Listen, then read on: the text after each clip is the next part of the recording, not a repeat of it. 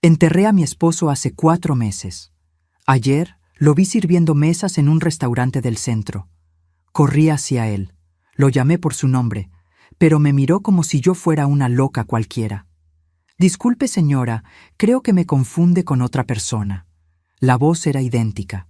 La cicatriz en la frente, la marca de nacimiento en el cuello, todo igual.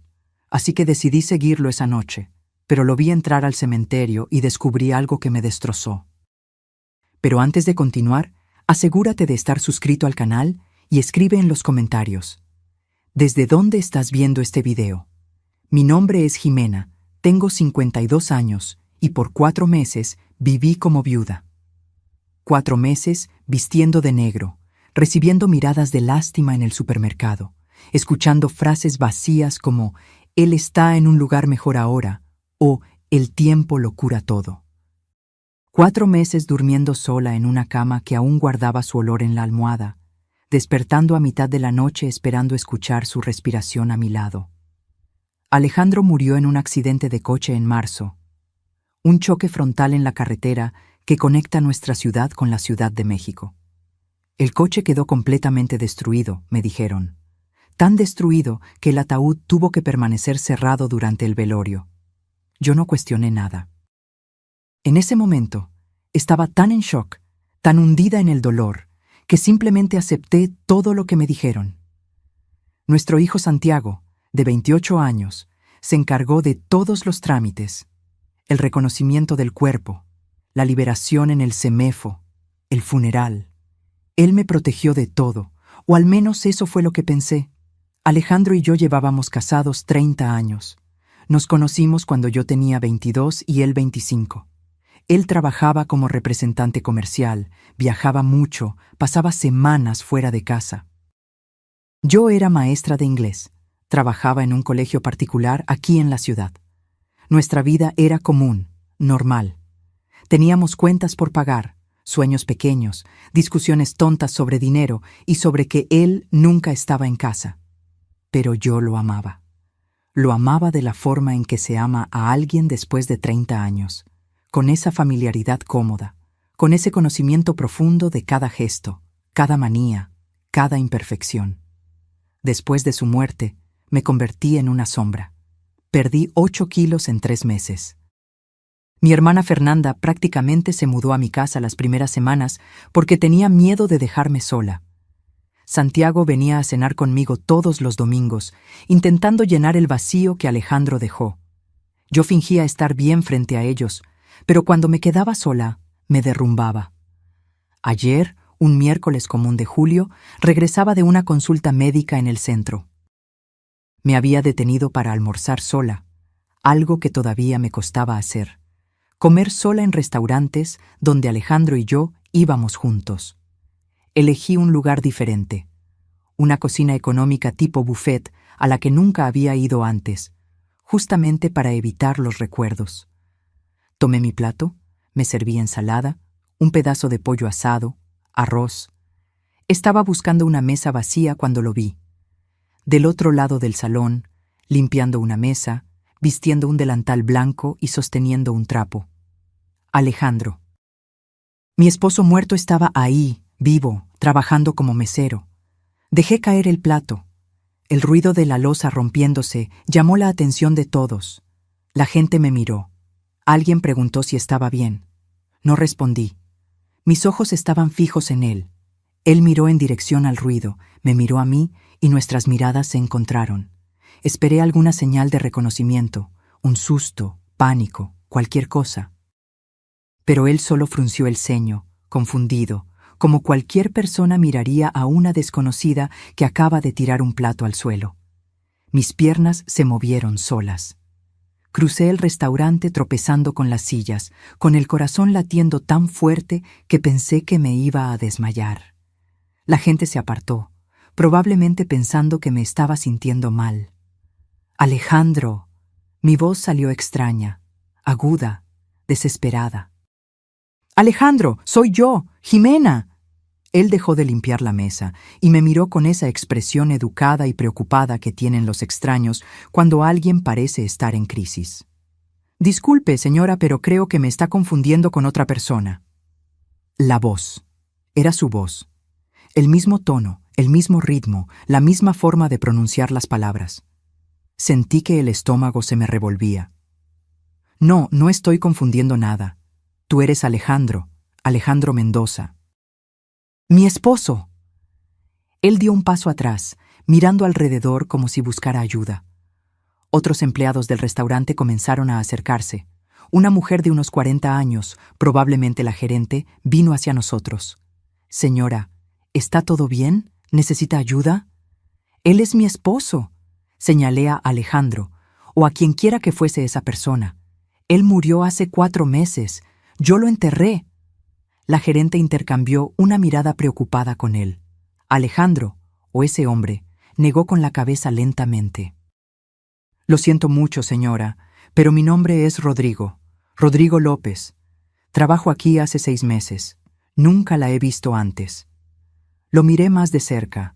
La misma altura, el mismo cuerpo delgado y atlético, los mismos ojos color miel, la misma cicatriz fina en la frente, del lado derecho, que Alejandro tenía desde niño cuando se cayó de la bicicleta. La misma marca de nacimiento en el cuello, un poco arriba del cuello de la camisa, en forma de media luna. La cicatriz, susurré. En tu frente. Y la marca de nacimiento en el cuello, son iguales. Él se llevó la mano instintivamente a la frente, tocando la cicatriz. Tuve un accidente cuando era niño. Mucha gente tiene cicatrices. ¿Y la marca de nacimiento? Él jaló el cuello de su camisa, revelando la marca que yo conocía tan bien. Es solo una marca de nacimiento, señora. Millones de personas la tienen. La gerente me tomó gentilmente del brazo. ¿Vamos a sentarla, señora? ¿Podemos llamar a alguien? ¿Algún familiar? Me dejé guiar hasta una silla. Acepté el vaso de agua que me ofrecieron, pero mis ojos no se apartaban de él. Él volvió al trabajo, pero yo notaba que me miraba de reojo, preocupado o tal vez con miedo de que yo hiciera otra escena. Me quedé ahí sentada por 20 minutos, observando. La forma en que caminaba, un poco chueco hacia la izquierda por un problema en la cadera. La forma en que se pasaba la mano por el cabello cuando estaba concentrado. Los mismos gestos, los mismos ademanes. No era solo parecido, era idéntico. Cuando salí del restaurante, mis manos temblaban tanto que apenas logré abrir el coche. Me senté en el asiento del conductor y miré por el retrovisor. Él estaba en la puerta del restaurante, fumando un cigarro. Alejandro nunca fumó, recordé. O al menos yo nunca lo vi fumar. Debía haber ido a casa. Debía haber llamado a Fernanda, a Santiago, a alguien. Debía haber buscado ayuda, aceptado que tal vez me estaba volviendo loca de tanto luto. Pero algo dentro de mí, ese instinto que toda mujer tiene y que raramente falla, me decía que aquello no era locura. Aquello era real. Entonces esperé. Me quedé estacionada al otro lado de la calle, 3 coches más adelante, esperando. A las 5 de la tarde, él salió. Vestía jeans y una camisa de cuadros, una mochila en la espalda. Entró en un Volkswagen Gol gris viejo, con una abolladura en la puerta trasera. Seguí el coche. Mantuve distancia, como hacen en las películas. Mi corazón latía desbocado. Cruzamos la ciudad, pasamos por la colonia donde vivíamos, donde yo aún vivía, y seguimos en dirección a la zona sur, un barrio que yo conocía poco. Él se estacionó frente a un pequeño panteón municipal que yo nunca había visitado. Un cementerio antiguo, con muros despintados y una cerca de hierro oxidada. Eran casi las 6 de la tarde. El sol comenzaba a ponerse, pintando el cielo de naranja y morado. Vi cuando salió del coche, tomó la mochila y entró al panteón. Esperé algunos minutos antes de seguirlo. Mi cuerpo entero temblaba. No de miedo, sino de algo que no lograba nombrar. Expectativa, tal vez, o terror de lo que estaba a punto de descubrir. El cementerio estaba casi vacío. Un sepulturero trabajaba en el fondo, cavando una fosa. Una señora mayor ponía flores en una tumba cerca de la entrada. Y él, caminando entre las lápidas con la familiaridad de quien conoce bien ese lugar.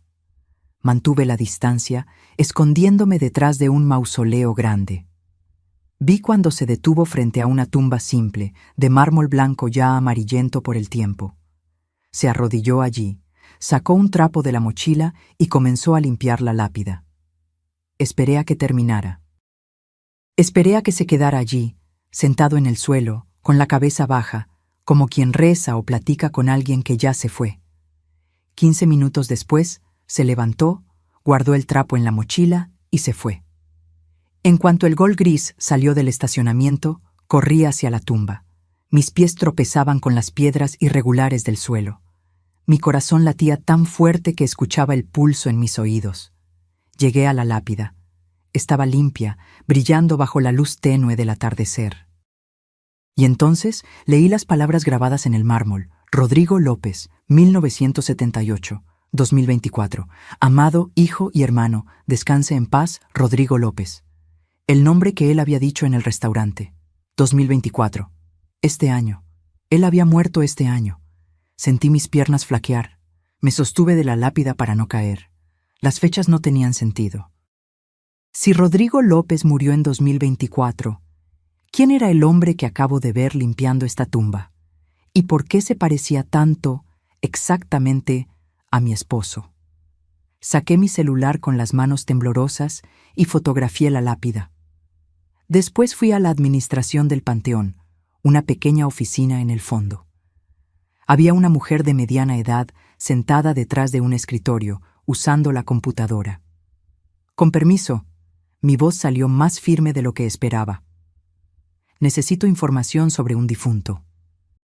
Ella me miró por encima de los lentes. ¿Nombre? Rodrigo López, sepultado aquí este año. Ella tecleó en la computadora, frunciendo el ceño. Tengo un Rodrigo López sepultado en marzo. Sección C, lote 47. Marzo, el mismo mes en que Alejandro murió. ¿Tiene los datos del responsable de la sepultura? ¿Quién la cuida? Déjeme ver. El responsable listado es Alejandro Mendoza, hermano del fallecido. El suelo se abrió bajo mis pies. Alejandro Mendoza. El nombre de mi esposo. Listado como hermano de Rodrigo López. ¿Tiene una dirección? ¿Teléfono? Ella dudó. Esa información es privada, pero, mire, solo tengo un número de teléfono aquí. Ella lo anotó en un papel y me lo entregó. Tomé el papel. Reconocí los dígitos inmediatamente. Era el número del celular de Alejandro, el mismo número que yo aún no había podido cancelar, porque significaría aceptar definitivamente que él nunca más volvería. Salí del cementerio en estado de shock. Me senté en el coche y me quedé allí, parada, mirando aquel pedazo de papel con el número que yo conocía de memoria. Marqué. Mis dedos temblaban tanto que me equivoqué 2 veces antes de lograr marcar correctamente. La llamada cayó directo al buzón de voz. Su voz. La voz de Alejandro diciendo: «Has llamado a Alejandro Mendoza. Deja tu recado después del tono». Colgué sin dejar mensaje. Respiré hondo 3 veces, intentando organizar mis pensamientos. Hechos. Necesitaba hechos, no emociones. Hecho 1. Alejandro murió en marzo en un accidente de coche. Hecho 2. Rodrigo López murió en marzo, en el mismo mes. Hecho 3. Un hombre idéntico a Alejandro trabaja en un restaurante con el nombre de Rodrigo López. Hecho 4. Ese hombre visita la tumba de Rodrigo López regularmente. Hecho 5. Alejandro está listado como hermano de Rodrigo en el registro del cementerio. Alejandro nunca me dijo que tenía un hermano. En 30 años de matrimonio, siempre dijo que era hijo único. Sus padres murieron cuando él tenía 20 y tantos años, antes de conocernos. Él no tenía familia. Siempre fuimos solo nosotros. Él, yo y Santiago. O era mentira, todo era mentira. Llamé a Santiago, contestó al tercer tono. «Mamá, ¿todo bien?» «Santiago, necesito que vengas a mi casa. Ahora». «¿Ahora? Mamá, son las 7 de la noche. Yo estaba...» «Ahora, Santiago». Mi voz salió más dura de lo que pretendía. «Es sobre tu papá». Silencio del otro lado. Después, en un tono cuidadoso, «Mamá, ya platicamos sobre eso. Necesitas...» «Vi a tu papá hoy, vivo, trabajando en un restaurante en el centro». Otro silencio, más largo. Escuché el ruido de una puerta cerrándose, pasos, después su voz más baja. «Mamá, ¿dónde estás?» «En casa, o mejor dicho, yendo para la casa ahora. ¿Vienes?» «Voy, quédate ahí. No hagas nada, no llames a nadie. Ya voy para allá». Colgó antes de que pudiera responder. Algo en su tono me incomodó. No era sorpresa. No era incredulidad. Era preocupación, pero de un tipo diferente. Como si él supiera algo. Manejé a casa en piloto automático. Cuando llegué, las luces estaban todas apagadas.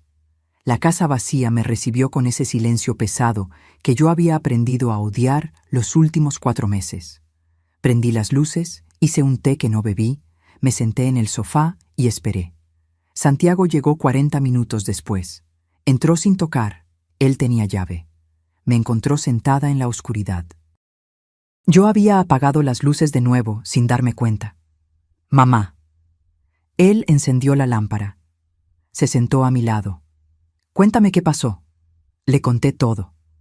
El restaurante, el hombre idéntico a Alejandro, su negación, el cementerio, la tumba de Rodrigo López, el registro con el nombre de Alejandro como hermano. Le mostré la foto de la lápida en mi celular. Santiago miró la foto en silencio. Su rostro no mostraba sorpresa, mostraba resignación. «Tú sabías». No era una pregunta. Él cerró los ojos. Se pasó la mano por la cara, ese gesto que hacía cuando estaba nervioso, desde niño. «Mamá, tú sabías que tu papá tenía un hermano». «No exactamente un hermano». «¿Entonces qué?» Santiago respiró hondo. Cuando abrió los ojos, vi lágrimas en ellos. «Un hermano gemelo». Las palabras quedaron suspendidas en el aire entre nosotros. Hermano gemelo. Alejandro tenía un hermano gemelo y nunca me lo contó. En 30 años de matrimonio nunca lo mencionó. «Explícame». Mi voz salió fría, controlada. «Ahora». Santiago se levantó, comenzó a caminar por la sala, ese hábito nervioso que heredó de su padre, del hombre que yo pensaba conocer. Papá y Rodrigo eran gemelos idénticos. Nacieron en 1970, en un pueblo pequeño de Michoacán. La familia era muy pobre. Cuando tenían 5 años, los padres se separaron. La mamá se quedó con papá y el padre se quedó con Rodrigo. Me senté más recta en el sofá. Continúa. Crecieron separados, en ciudades diferentes. Papá fue criado por su madre aquí en la Ciudad de México. Rodrigo se quedó en el pueblo con el padre. Se reencontraron solo cuando eran adultos, por casualidad, en una central de autobuses. ¿Y por qué nunca me contó eso? ¿Por qué escondió que tenía un hermano gemelo por 30 años? Santiago dejó de caminar. Me miró con esa expresión de quien está a punto de decir algo que va a doler. Porque Rodrigo tenía problemas, mamá. Problemas serios. ¿Qué tipo de problemas? Estuvo preso algunas veces. Robos pequeños, fraudes. Lo internaban en clínicas psiquiátricas de vez en cuando. Tenía crisis. A papá le daba vergüenza. Tenía miedo de que lo juzgaras por tener un hermano así. Entonces decidió simplemente nunca mencionarlo. Me levanté, sintiendo la rabia subir. Decidió mentir, querrás decir. 30 años, Santiago. 30 años de mentiras. Él te protegía. ¿Protegía? Casi grité. Él mentía. Hay una diferencia enorme. Santiago bajó la cabeza. Lo sé, estoy de acuerdo. Cuando él me lo contó, unos 5 años atrás, yo también me quedé en shock. Peleé con él. Le dije que necesitaba contártelo, pero él me pidió que no dijera nada. Dijo que encontraría el momento correcto. ¿Y lo encontró? ¿Te contó cuándo? Nunca. Él murió antes de contarte. Me senté de nuevo, sintiendo el peso de todo aquello. ¿Y Rodrigo? ¿Cómo murió? Suicidio. La palabra cayó como una piedra. Se ahorcó en su casa. Papá quedó devastado. Fue él quien encontró el cuerpo. Una semana después, papá murió en el accidente. Hice las cuentas mentalmente. ¿Rodrigo murió en marzo? El día 8 de marzo. Papá murió el día 15. Una semana de diferencia. Alejandro encontró a su hermano gemelo muerto y una semana después murió en un accidente de coche. ¿O sería demasiada coincidencia? Santiago, ¿quién identificó el cuerpo de tu padre en el CEMEFO? Él se puso pálido. Yo. ¿Viste el cuerpo? No exactamente. Fue muy rápido, mamá. El accidente fue horrible. El coche se incendió. Ellos dijeron que el cuerpo estaba muy quemado, que era mejor que no lo viera. Solo firmé los papeles. Sentí que me faltaba el aire. Firmaste los papeles sin ver el cuerpo. Tenían sus documentos, la cartera, todo. No había duda. ¿Y si no era él? Mi voz estaba subiendo. ¿Y si quien murió quemado en ese coche era Rodrigo, no Alejandro? Santiago me miró como si hubiera enloquecido. Mamá, eso no tiene sentido. ¿Por qué papá fingiría su propia muerte? No lo sé, pero hoy vi a un hombre idéntico a tu padre, con el mismo nombre que Rodrigo, visitando su tumba. ¿Y si? Los gemelos idénticos se parecen, mamá. Ese tipo que viste debe ser solo un hermano más, o un primo, qué sé yo. ¿Con todas las mismas marcas? ¿La cicatriz en la frente, la marca de nacimiento en el cuello, la forma de caminar? ¿Todo igual? Santiago se pasó la mano por el cabello frustrado. ¿Qué estás sugiriendo? ¿Que papá cambió de lugar con Rodrigo? ¿Que fingió su propia muerte? Estoy diciendo que algo no está bien y que necesito descubrir la verdad. Él se acercó, tomó mis manos. Mamá, mírame. Estás de luto, estás sufriendo. El cerebro a veces nos juega bromas cuando estamos en un dolor profundo. Viste a alguien parecido a papá y jalé mis manos de vuelta. No me trates como si estuviera loca, Santiago. Yo sé lo que vi, yo sé lo que sentí. Ese hombre no es solo parecido, es idéntico. Entonces, ¿qué quieres hacer? Tomé mi celular, abrí el navegador y escribí Rodrigo López en Google. Aparecieron decenas de resultados. Refiné la búsqueda. Rodrigo López, suicidio, marzo 2024, Ciudad de México. Apareció una noticia de un periódico local. Hice clic. La nota era corta, solo 3 párrafos. Hombre de 54 años es encontrado muerto en departamento en la zona sur. Rodrigo López fue encontrado ahorcado la mañana del viernes por su hermano, Alejandro Mendoza. La fiscalía investiga el caso como suicidio. López tenía historial de depresión y ya había intentado suicidarse anteriormente. Se lo mostré a Santiago. Dice aquí que Alejandro encontró el cuerpo. Lo sé. Él me llamó ese día, desesperado. Fui con él al departamento. Fue horrible, mamá. ¿Viste el cuerpo? Él dudó. Lo vi de lejos. La policía no nos dejó acercarnos, pero era él, era Rodrigo. ¿Tenías la certeza? Sí, creo que sí. Digo, yo solo había visto a Rodrigo 2 veces en mi vida antes de eso, pero parecía él. Sentí un escalofrío en la espalda. ¿2 veces? ¿Cuándo? Una vez hace unos 4 años, cuando papá me lo presentó. Y otra vez 6 meses antes de que muriera, en una carne asada que papá hizo en su casa. ¿Él tenía casa? Un departamento, muy sencillo, en la zona sur. ¿El mismo departamento donde fue encontrado muerto? Sí. Me levanté de nuevo, tomando mi bolsa. Vamos allá. ¿A dónde? Al departamento de Rodrigo. Ahora. Mamá, ya son las 9 de la noche, y el departamento está sellado por la policía. Entonces vamos mañana, a primera hora. Santiago suspiró. Mamá, ¿para qué? ¿Qué esperas encontrar? La verdad. No dormí esa noche. Me quedé acostada en la oscuridad, mirando al techo, repasando todo en mi cabeza. Alejandro y Rodrigo, gemelos idénticos separados en la infancia, reencontrados en la vida adulta. Uno muere por suicidio, el otro muere en accidente una semana después.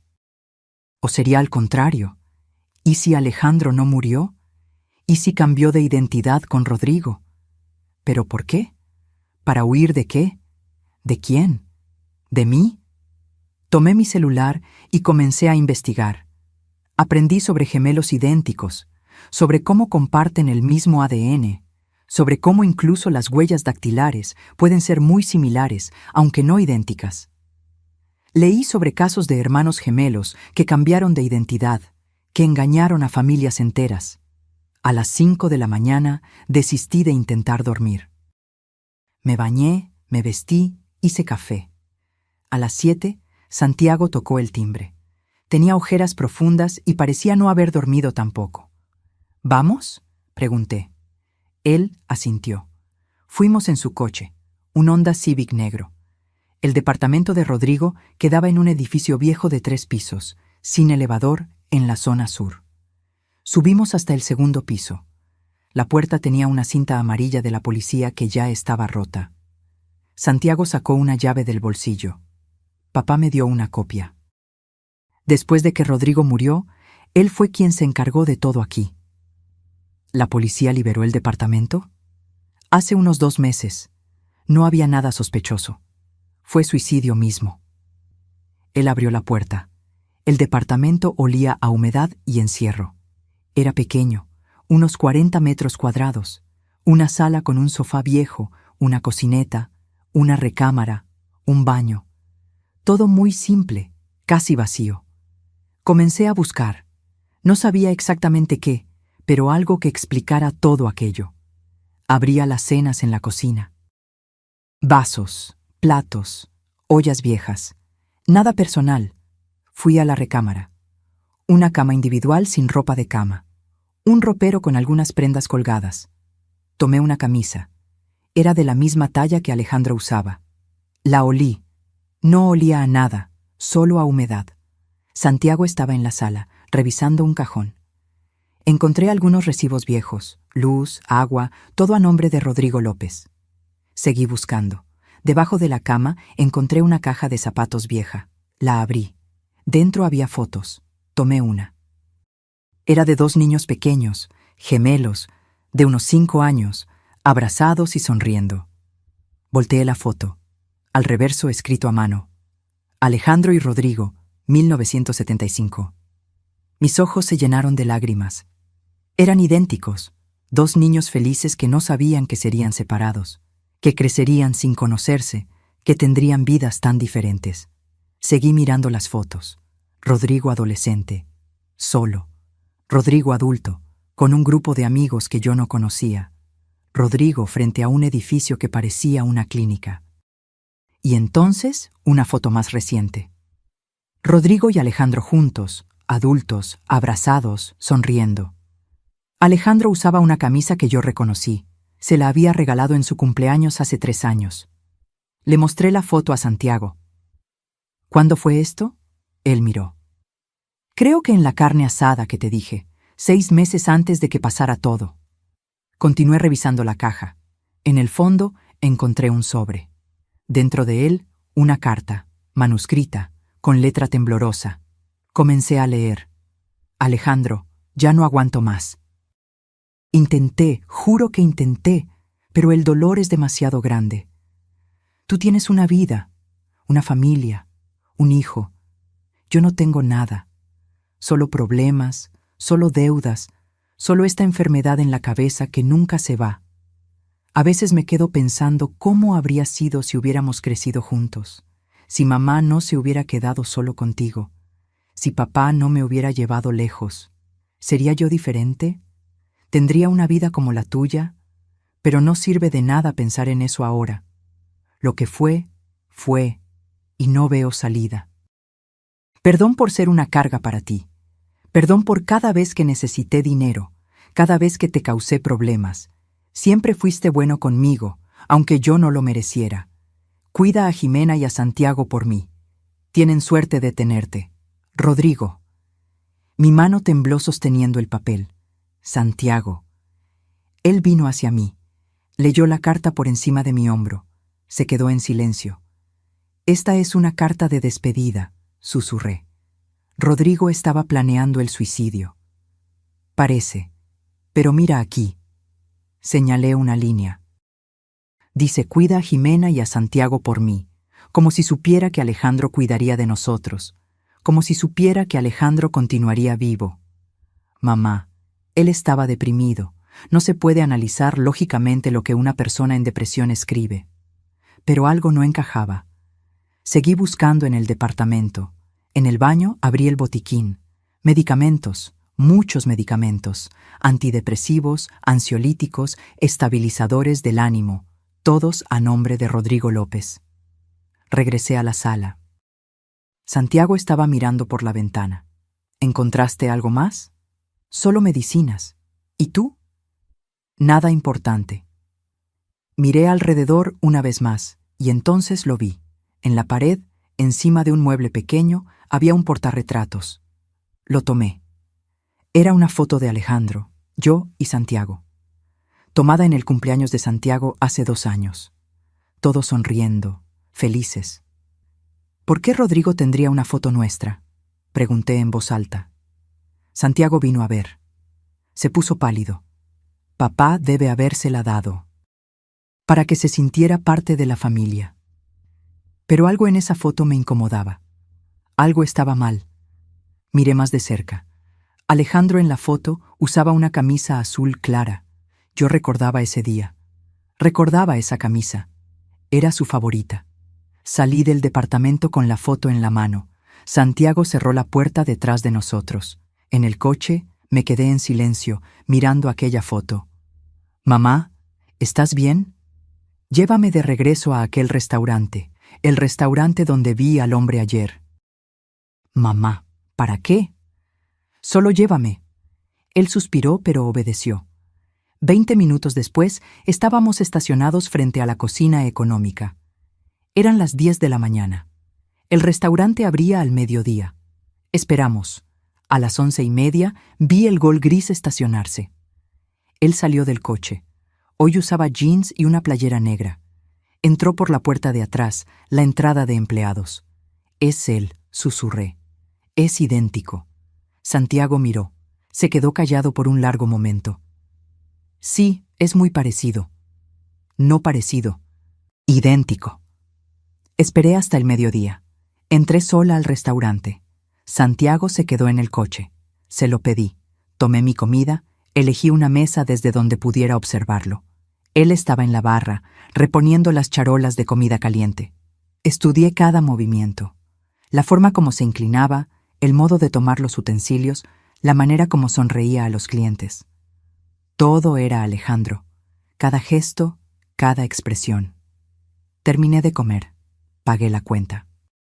Cuando estaba saliendo, él pasó junto a mí cargando una bandeja. Nuestros ojos se encontraron. Esta vez vi algo diferente. Un flash de reconocimiento. Rápido, casi imperceptible. Pero estaba ahí. Él me reconoció. Salí del restaurante con el corazón disparado. Entré al coche. Santiago me miró preocupado. ¿Y bien? Él me reconoció.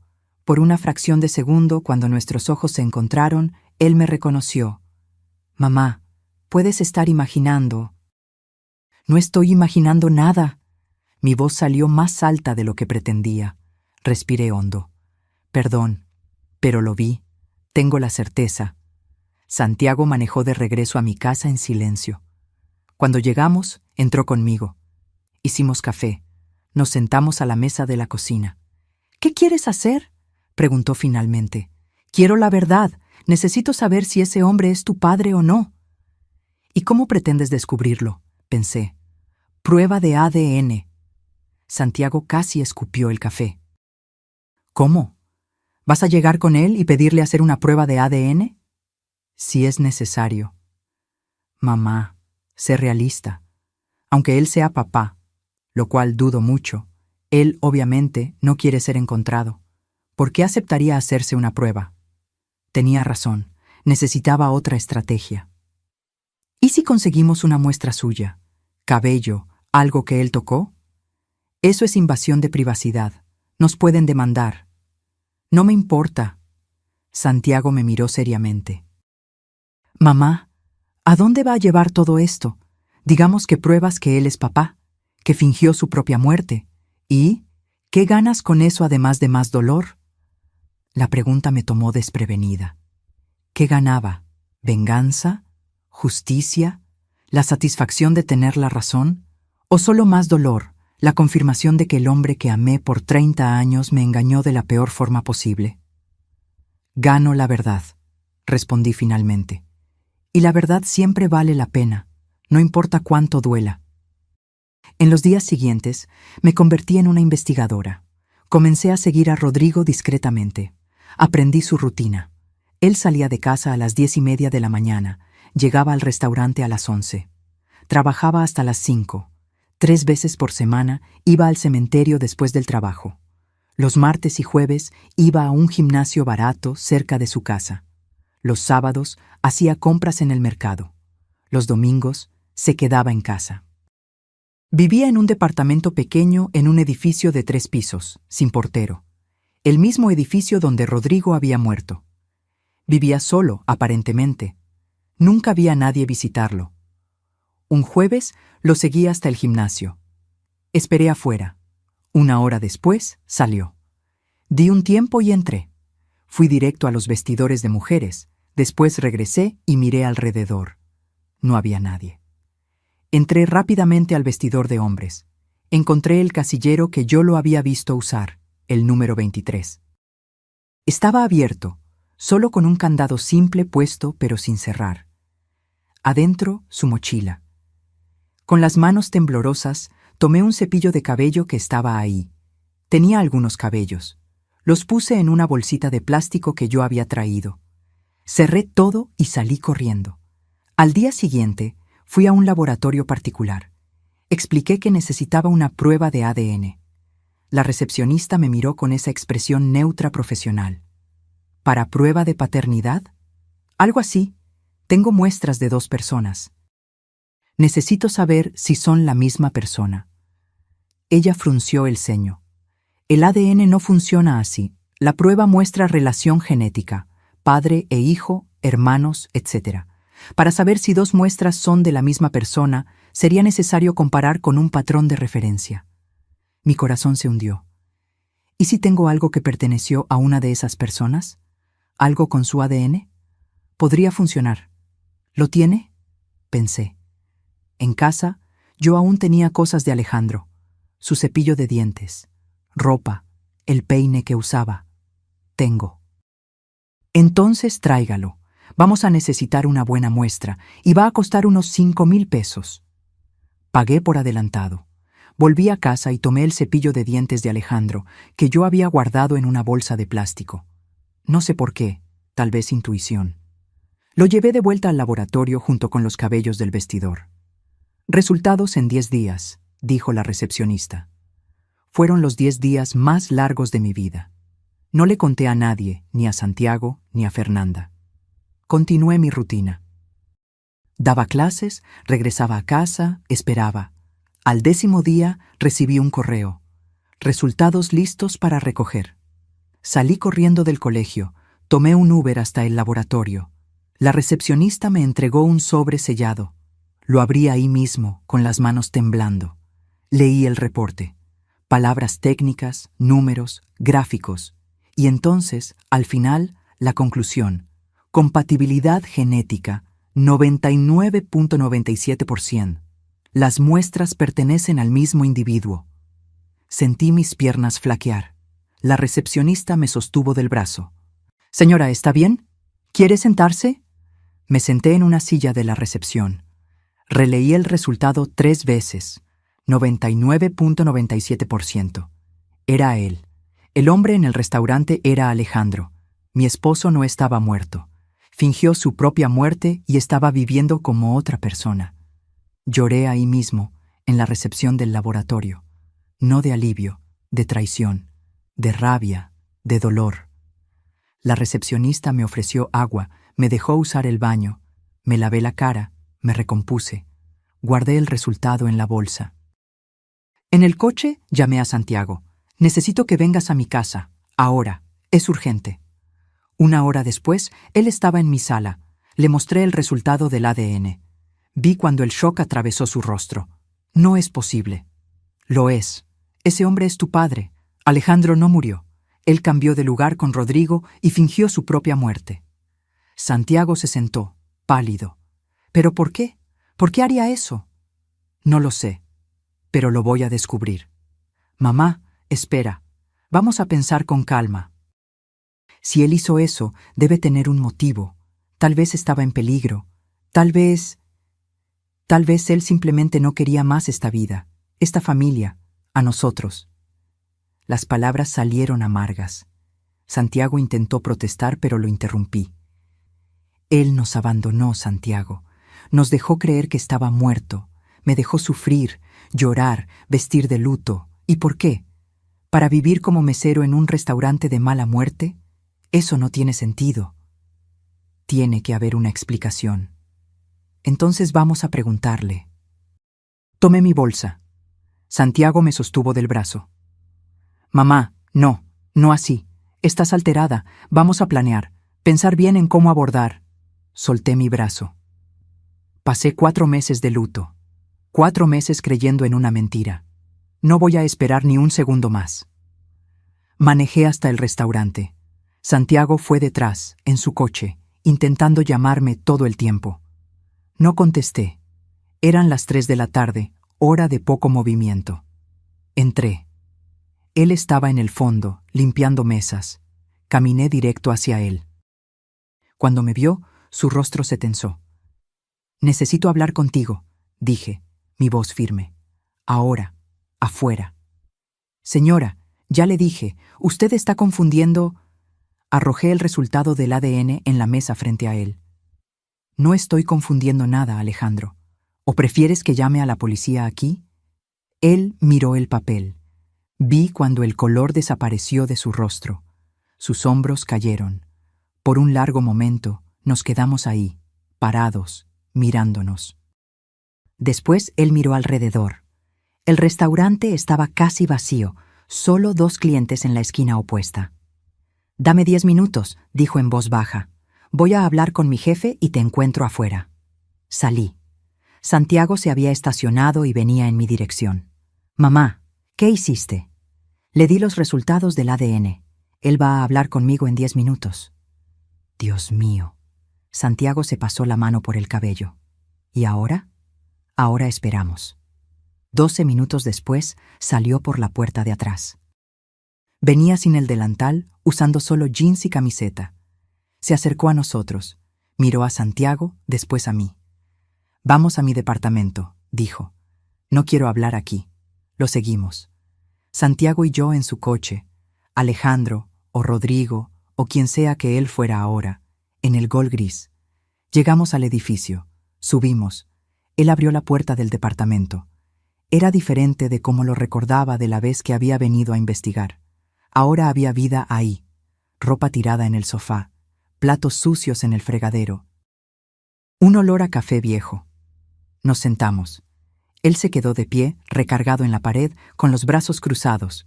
Parecía más viejo, cansado, derrotado. ¿Cómo lo descubriste?, preguntó finalmente. Te vi en el restaurante. Te seguí hasta el cementerio. Vi que visitabas la tumba de Rodrigo. Sumé 2 más 2. Él asintió lentamente. ¿Y el ADN? Tomé cabellos tuyos en el gimnasio. Los comparé con tu cepillo de dientes que aún tenía en casa. Un silencio pesado. Santiago estaba sentado en el sofá, con la cabeza entre las manos. Yo permanecí de pie, con los brazos cruzados, esperando. ¿Por qué? Mi voz salió más débil de lo que quería. ¿Por qué hiciste esto, Alejandro? Él cerró los ojos. Cuando los abrió, estaban rojos. Porque no tenía opción. Todo el mundo tiene opción. No, no cuando hay vidas en juego. Fruncí el ceño. ¿Qué vidas? Él se apartó de la pared, comenzó a caminar por el departamento. Ese gesto nervioso que yo conocía tan bien. Ustedes no saben todo, sobre Rodrigo, sobre lo que pasó en los últimos años. Entonces cuenta, dijo Santiago, levantando la cabeza. Cuéntalo todo. Alejandro respiró hondo. Se sentó en una silla. Comenzó a hablar. Rodrigo no tenía solo depresión, él estaba involucrado con gente peligrosa. Debía dinero, mucho dinero, a prestamistas, unos 200,000 pesos. Ellos lo estaban amenazando, diciendo que si él no pagaba, irían tras su familia, tras mi familia, tras ustedes. Sentí que me faltaba el aire. ¿Qué? Rodrigo me llamó desesperado un mes antes de morir. Me contó todo. Dijo que había cometido una estupidez, pidió dinero prestado para pagar otras deudas y ahora no podía pagar. Los tipos eran peligrosos, no estaban jugando.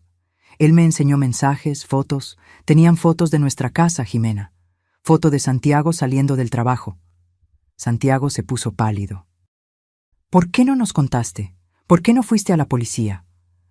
Porque esos tipos no son del tipo de gente que la policía asusta. Son criminales, gente que mata por mucho menos de 200,000. Y Rodrigo estaba desesperado. Dijo que se iba a matar, que era la única salida. ¿Y tú dejaste? Mi voz salió dura. ¿Dejaste que tu hermano se matara? ¡No! Alejandro se levantó agitado. Yo no lo dejé. Intenté impedirlo.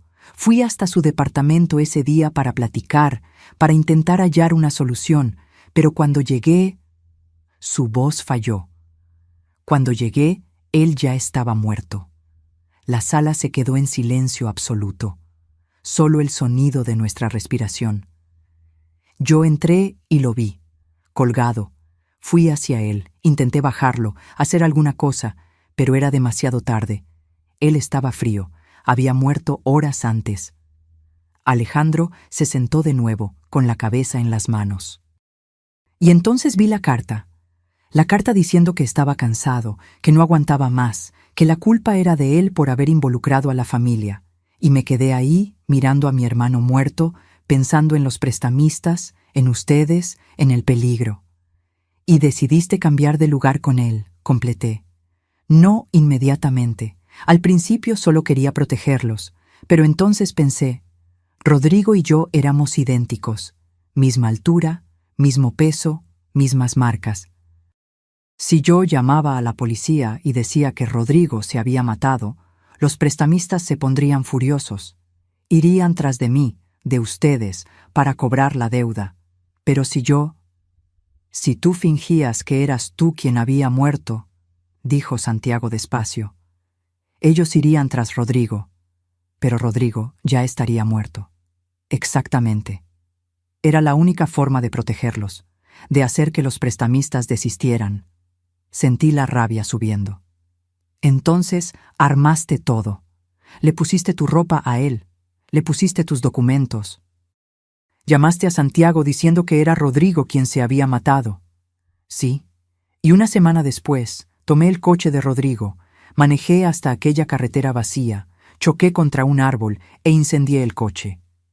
Dejé mis documentos adentro. Huí antes de que alguien llegara. Después llamé anónimamente a los bomberos. Y cuando llegaron, continué, encontraron un cuerpo carbonizado en un coche con documentos de Alejandro Mendoza. El cuerpo era irreconocible por el fuego. El ADN tardaría semanas en estar listo, si es que lo hacían. No había sospecha de crimen, entonces fue registrado como accidente. Santiago identificó, o mejor dicho, firmó los papeles sin ver el cuerpo de hecho. Miré a Santiago. Él estaba blanco, en shock. «Tú me usaste», le dijo a Alejandro. «Me hiciste firmar esos papeles, me hiciste creer. No tenía opción. Era eso, o ponerlos en riesgo. Siempre tienes opción», grité. «Podías habernos contado. Podías haber pedido ayuda. Podríamos haber encontrado una solución juntos. ¿Y si no la encontrábamos? ¿Y si los prestamistas iban tras ustedes? Jimena, esos tipos no juegan. Ellos matan familias enteras». Entonces te pareció mejor matarnos de otra forma, dejándome creer que estabas muerto, dejándome sufrir, llorar, entrar en depresión. Santiago perdiendo al padre. Todo mentira. Alejandro se levantó, intentó acercarse. Retrocedí. «Jimena, por favor». Lo hice por ustedes, para protegerlos. Lo hiciste por ti, porque era más fácil, porque eres un cobarde. Pasé 4 meses infernales, continué, sin poder parar. 4 meses tomando pastillas para dormir. 4 meses sin poder trabajar bien, y tú estabas aquí, vivo, viviendo como si nada hubiera pasado. ¿Crees que fue fácil para mí? Su voz subió también. ¿Abandonar mi vida, mi familia, trabajar en un empleo horrible por el salario mínimo, vivir en este agujero? Lo hice por ustedes. No, mi voz se hizo más baja, más fría. Lo hiciste porque quisiste, y ahora vas a tener que enfrentar las consecuencias. Tomé mi bolsa. Santiago se levantó también. Jimena, espera. No, se acabó. Tú moriste hace 4 meses, ¿recuerdas? Y vas a continuar muerto. Salí del departamento. Bajé las escaleras con las piernas temblorosas.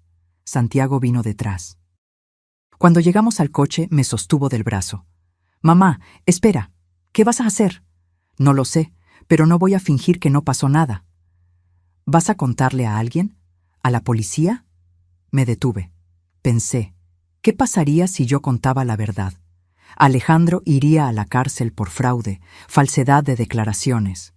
El seguro de vida que yo había recibido, 120,000 pesos, tendría que ser devuelto. Habría escándalo, juicio, vergüenza pública. ¿Y los prestamistas? Si descubrían que Alejandro estaba vivo, vendrían tras él, tal vez tras nosotros. No lo sé, repetí. Necesito pensar. Pasé los 3 días siguientes encerrada en casa. No fui a trabajar. No contesté el teléfono. Fernanda apareció, preocupada, pero le dije que tenía gripa y se fue. Santiago llamó varias veces. No contesté. Me quedé sentada en la sala mirando fotos antiguas. Alejandro y yo el día de la boda. Alejandro sosteniendo a Santiago recién nacido. Vacaciones en la playa. Cumpleaños. Carnes asadas. 30 años de recuerdos. ¿Reales o falsos? Porque ahora yo cuestionaba todo. ¿Será que él me amaba de verdad? ¿O todo el matrimonio fue una mentira? Aquellos viajes suyos, las largas ausencias. ¿Será que estaba con Rodrigo todo el tiempo? ¿Ayudando al hermano, pagando deudas, escondiendo secretos? ¿Cuánto de nuestra vida fue real? La noche del tercer día, alguien tocó el timbre. No contesté. Tocó de nuevo. Y de nuevo. Finalmente abrí la puerta. Era Alejandro. Estaba diferente. Se había cortado el cabello muy corto, se había rasurado la barba, usaba lentes que yo nunca había visto. Parecía más viejo, más cansado. ¿Qué quieres? Platicar. Por favor, Jimena, dame solo 5 minutos. Pensé en cerrarle la puerta en la cara, pero una parte de mí, la parte idiota que aún lo amaba después de todo, le abrió paso para que entrara. Nos sentamos en la sala, el mismo sofá donde habíamos visto la tele juntos por años. Donde habíamos platicado sobre el día, sobre Santiago, sobre planes futuros que nunca ocurrirían. Vine a disculparme, comenzó, por lo que hice, por la forma en que lo hice. Tienes razón, debí haberles contado, debí haber dejado que ustedes decidieran también. Pero no nos dejaste, decidiste solo. Decidiste que era mejor hacernos sufrir que confiar en nosotros. Él bajó la cabeza. Tenía miedo. Los prestamistas tenían fotos, Jimena. Fotos de nuestra casa, de Santiago. Ellos sabían dónde trabajabas. Decían que si Rodrigo no pagaba, iban a quemar nuestra casa contigo adentro. Sentí un escalofrío. ¿Y dónde están ellos ahora? ¿Los prestamistas? No lo sé. Después de que Rodrigo murió, o mejor dicho, después de que creyeron que yo morí, ellos desaparecieron. Deben haber desistido. Al final, no se le puede cobrar una deuda a un muerto. ¿Y tienes la certeza de que desistieron? ¿Que no van a volver? Van 4 meses. Si fueran a volver, ya habrían vuelto. Nos quedamos en silencio. El reloj en la pared marcaba las 9 de la noche. Allá afuera, la vida continuaba. Coches pasaban, vecinos regresaban del trabajo. El mundo giraba normalmente mientras el mío se había detenido. ¿Qué quieres de mí? Pregunté finalmente. ¿Perdón? Porque no sé si pueda perdonarte. No quiero perdón. Sé que no lo merezco. Solo quiero que entiendas que no hice esto para lastimarte. Lo hice para protegerte. Pero me lastimaste, profundamente. Lo sé. Y voy a cargar con esa culpa por el resto de mi vida. Lo miré. Realmente parecía arrepentido. Pero el arrepentimiento no cambiaba lo que había pasado. No borraba 4 meses de dolor. ¿Y ahora? Pregunté. ¿Qué pasa ahora? Eso depende de ti. Si quieres denunciarme, lo entiendo. Voy a aceptar las consecuencias. Pero si quieres, si puedes fingir que no sabes, yo continúo como Rodrigo. Continúo muerto para ti, y tú sigues con tu vida. Seguir con mi vida, repetí. ¿Como si nada hubiera pasado? Como si yo realmente hubiera muerto en aquel accidente. La propuesta quedó suspendida en el aire entre nosotros. Yo podía denunciarlo, exponer todo, destruir la farsa. ¿Pero para qué? ¿Para ver a mi esposo preso? ¿Para devolver el seguro de vida y pasar por toda la vergüenza pública? ¿Para arriesgar que los prestamistas descubrieran y vinieran tras nosotros? ¿O podía simplemente aceptar que Alejandro murió hace 4 meses?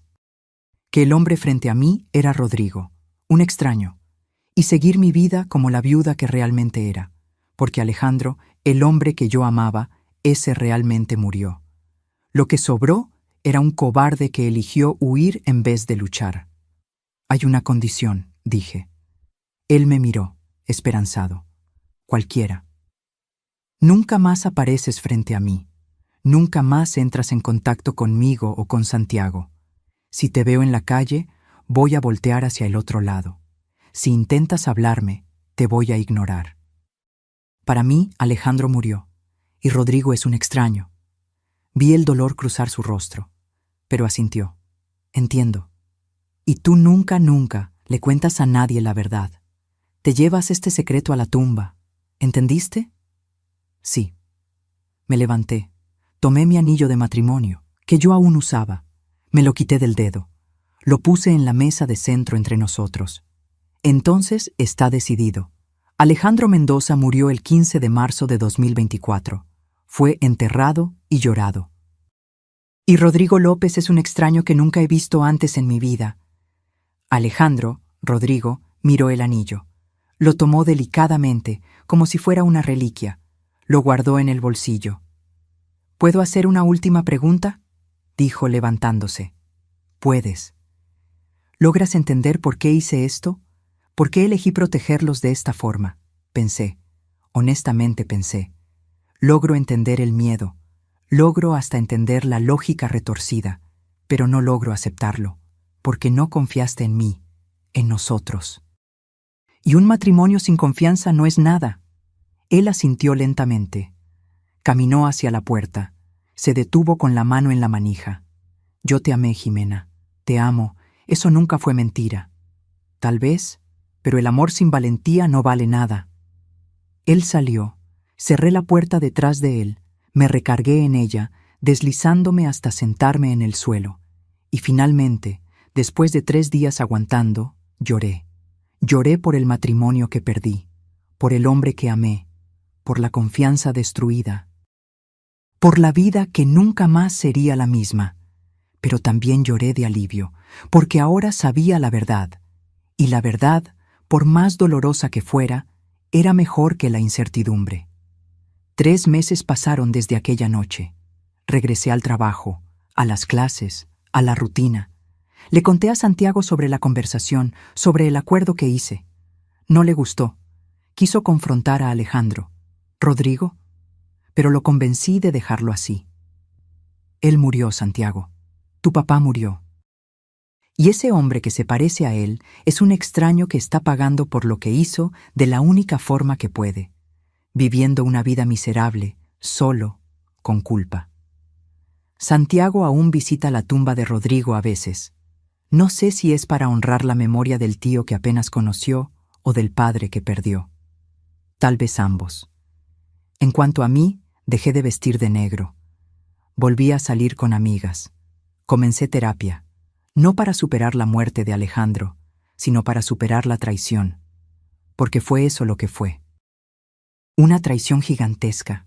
Vi a Rodrigo, voy a llamarlo así ahora, más de 2 veces de lejos, una en el mercado, otra en la calle.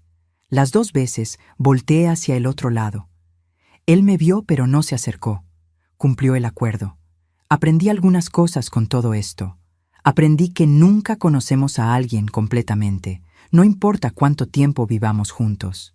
Aprendí que el luto es complicado y que a veces lloramos no por la persona que murió, sino por la persona que pensábamos que era.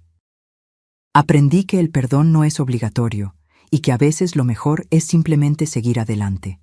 Y aprendí que la verdad es importante, siempre. Incluso cuando duele, especialmente cuando duele. A veces todavía tomo la foto de nuestra boda. Miro a aquella pareja joven, feliz, llena de sueños, y me pregunto en qué momento todo comenzó a derrumbarse. ¿Cuándo decidió Alejandro que las mentiras eran más fáciles que las verdades? ¿Cuándo comenzó a esconder a Rodrigo de mí? ¿O fue antes, mucho antes, cuando 2 hermanos gemelos fueron separados y crecieron como extraños? Tal vez nunca lo sepa, y tal vez sea mejor así. Ayer recibí una carta, sin remitente. Adentro, solo una foto vieja. Alejandro y Rodrigo niños, 5 años, abrazados, sonriendo. Al reverso, escrito a mano. Gracias por entender. Gracias por dejarme protegerlos, aunque sea de la forma equivocada. R. Guardé la foto en una caja con otros recuerdos. Recuerdos de un hombre que murió 2 veces. Una vez cuando fingí su muerte. Otra cuando descubrí quién era realmente. Y entonces volví a vivir. Porque la vida continúa, con o sin respuestas, con o sin cierres, con o sin justicia. Y a veces vivir bien es la mejor venganza. No contra él, sino contra las circunstancias que nos destruyeron. Hoy, 7 meses después de enterrar a mi esposo por primera vez, finalmente logro decir, sobreviví. No entera, no sin cicatrices, pero sobreviví. Y eso tendrá que ser suficiente. Ahora, si te gustó esta historia, haz clic en suscribirse y dime en los comentarios, ¿qué parte te dejó con la boca abierta? Y no olvides convertirte en miembro para tener acceso a videos exclusivos que no subo aquí. Te espero allá.